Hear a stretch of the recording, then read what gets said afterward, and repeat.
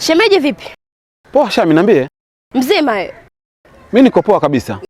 Yaani hapa nina shangwe kama zote kuonana na wewe. Maana shemeji mke wako anagawa.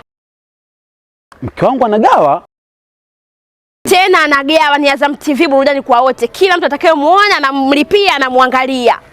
Yaani burudani kwa wote. Na ninavyosikia za chini chini, hela yake hata sio kubwa. 5,000 unagonga. Mke wangu mimi? Mimi nazungumzia nani?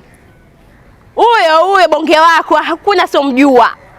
Shami, hivi unachokiongea unakisikia mwenyewe au umeamua kuongea tu?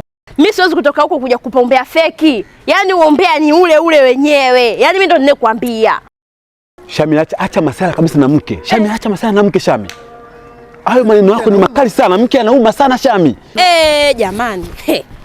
Shemeji, mimi sijatumwa lakini nimelileta kwa huruma yangu tu, utu wangu. Sitaki kukupota mimi nimelifikisha kama lilivyo.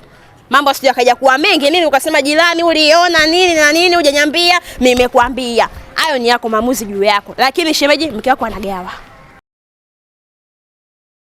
Yaani juzi hiyo ninapokuambia shemeji, kafumaniwa huko polini na Mmasai. Yule alokaa pale chini anachunga ng'ombe. Mmasai tena?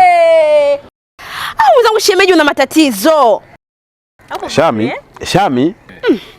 Umbea unao. Mna shemeji, mimi nimeongea tu lakini ya kwangu ni hayo.